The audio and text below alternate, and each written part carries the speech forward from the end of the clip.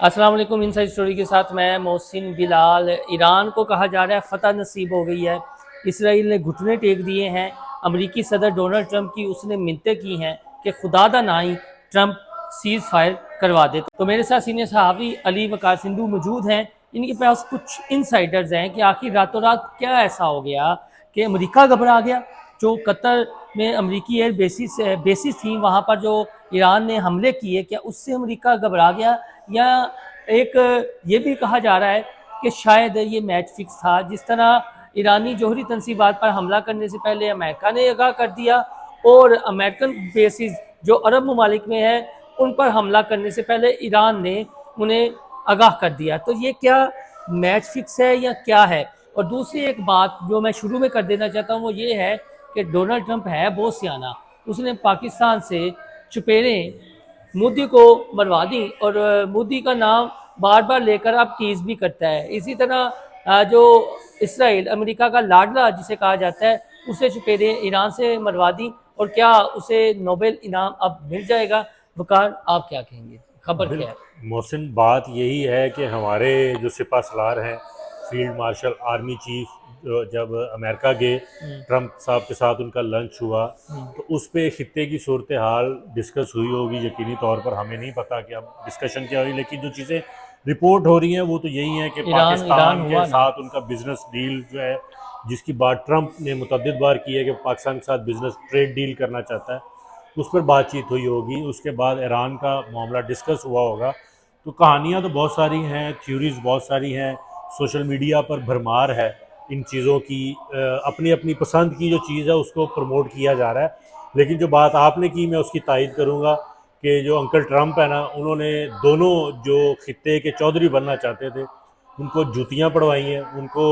ان کا حشر وہ کروا دیا ہے کہ اب وہ دھوبی کا کتا گھر کا نہ گھاٹ کا۔ مودی صاحب جو ہیں اب وہ منہ چھپاتے پھر رہے ہیں، اس چیز میں کوئی بعید نہیں ہے کہ کل کلاں پھر وہ اپنی کوئی الیکشن سٹنٹ کے لیے دوبارہ پاکستان کے اوپر کوئی چڑھائی کرنے کا سوچیں گے۔ اور اسرائیل جو ہے وہ ابھی تھوڑی دیر پہلے میں دیکھ رہا تھا کہ وہ کلیم کر رہے ہیں کہ ایران نے جو ہے وہ جنگ بندی کی خلاف ورزی کی ہے اور اس پہ اس کا اپنا جواب وہ دیں گے۔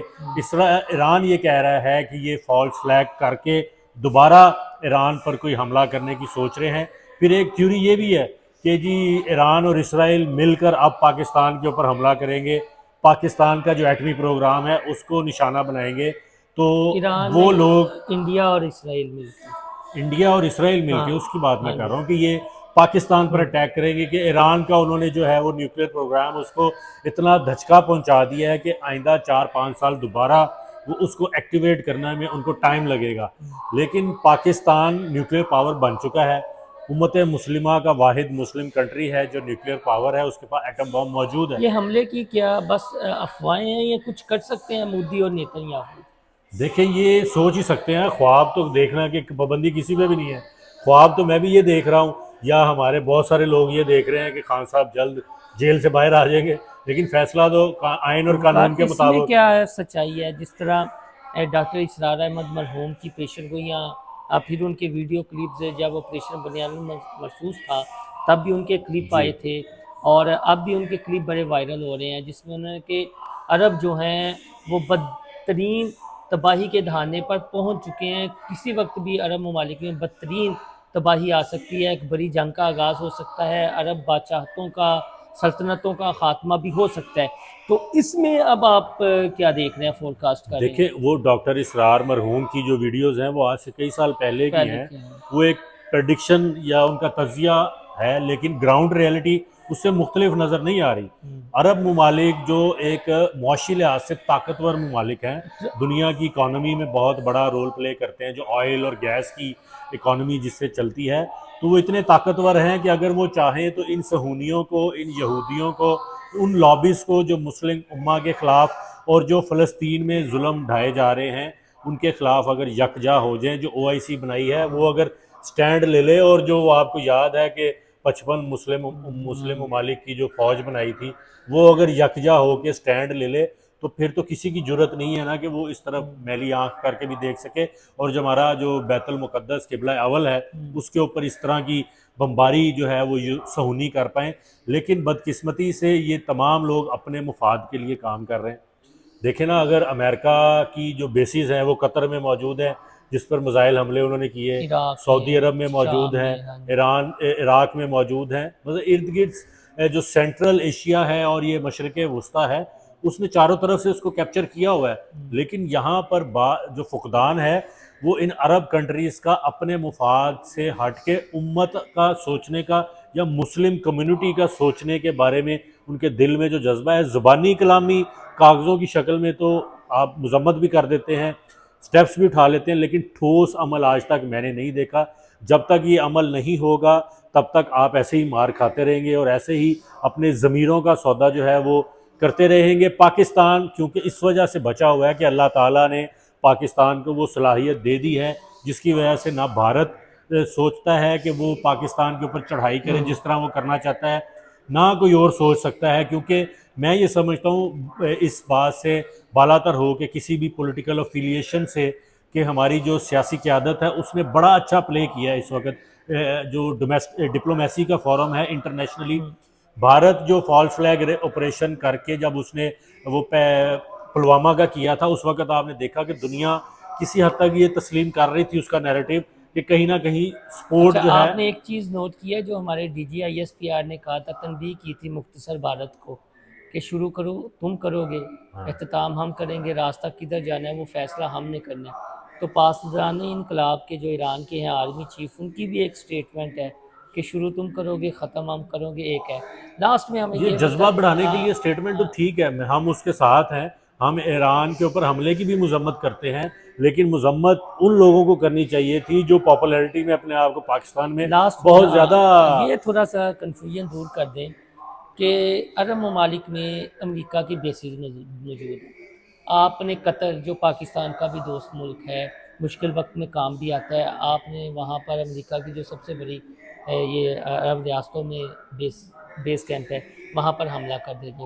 وہ جو امریکی جہاز اڑے تھے جنہوں نے جوہری تنصیبات پر بمباری کی، وہ کہا جاتا ہے جی کہ آئل یا تیل جو ہے نا وہ بھارتی فضا بھی استعمال ہوئی، تو 2-3 میزائل ادھر کیوں نہیں ایران ڈالتا؟ دیکھیں ایران کو تو اب یہ اس کے اوپر واضح ہو جانا چاہیے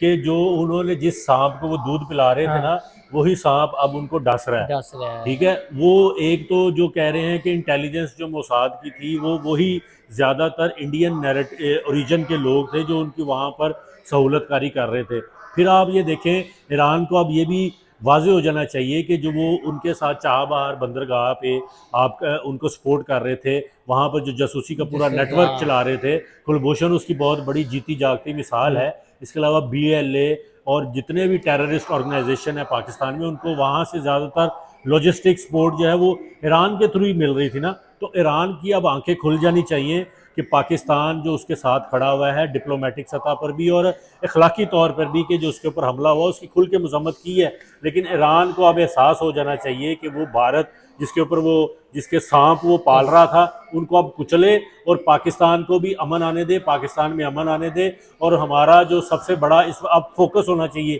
میں یہ کہتا ہوں کہ جو پاکستان کو جو بیرونی خطرات تھے وہ کسی حد تک اب ٹل چکے ہیں، اکانومیکلی بھی ہم اب سٹیبل ہونے جا رہے ہیں، اور باقی جو انڈیا سے ہمیں خطرہ تھا اس کو تو اب اس کی نیندیں اڑ چکی ہیں، وہ دوبارہ جلدی نہیں میرے خیال وہ سوچے گا کہ دوبارہ کوئی ایسی حرکت کرے۔ لیکن سب سے بڑا خطرہ آج بھی پاکستان کو جو ہے وہ میں یہ سمجھتا ہوں جو انٹرنلی ڈسپلیسمنٹ جو لوگ ہیں جو انتشار پھیلا رہے ہیں، وہ کسی بھی جماعت سے ہیں، کسی بھی سیکٹر سے ہیں، کسی بھی مکتبہ فکر سے ہیں، ان کا کلا کما کریں گے، لوگوں کو امید دیں، لوگوں کو سچ بتائیں۔ اور جو ہمارے DGISPR صاحب نے ایک ٹرم یوز کی تھی ڈیجیٹل دہشت گرد، جن کو وہ کی بورڈ واریئرز بھی کہتے ہیں، ان کا کلا کما کریں۔ وہ کسی سطح پہ بھی ہو، کسی جگہ پہ بھی ہو، جب تک وہ جھوٹ پھیلانا بند نہیں کریں گے تب تک پاکستان میں امن نہیں آئے گا، کیونکہ آج بھی لوگ زیادہ تر انحصار جو ہے سوشل میڈیا کی انفارمیشن پہ کرتے ہیں۔ سوشل میڈیا کی انفارمیشن جھوٹ پر اتنی مبنی ہے کہ صرف ڈالر کمانے کے چکروں میں حاجی بھی بن جائے نا، وہ کہتے ہیں 100 چوہے کھا کے بلی حج کو چلی، تو حاجی بھی بن جائے نا، لیکن سچ ان کو بولنا چاہیے۔ کریں گے یہ وقار نے بحث کوئی ہو میں نے تو سچ بتایا. اب انڈیا ایران ہو یا پھر عرب ریاستیں ہوں، انہیں تھوڑا سا سبق سیکھنا چاہیے، دوست اور دشمن کی پہچان رکھنی چاہیے، اور مسلم امہ کی جو واحد ایٹمی ریاست ہے پاکستان، اس پر بھروسہ کرنا چاہیے، اور فیلڈ مارشل کی جو ڈاکٹرائن ہے اس کو سمجھنا چاہیے، اور جو امن کی وہ بات کرتے ہیں اس کو دیکھنا چاہیے، اور نکتہ چینی نہیں کرنی چاہیے. پاکستان نکتہ چینی کریں، نکتہ چینی ہر ایک کا رائٹ ہے، لیکن حق اور سچ پر مبنی کریں. صرف اپنا نیریٹو بیچنے کے لیے، فیک نیوز پھیلانے کے لیے نکتہ چینی نہ کریں. اپنا فیڈ بیک دینا نہ بھولیے گا. اللہ حافظ.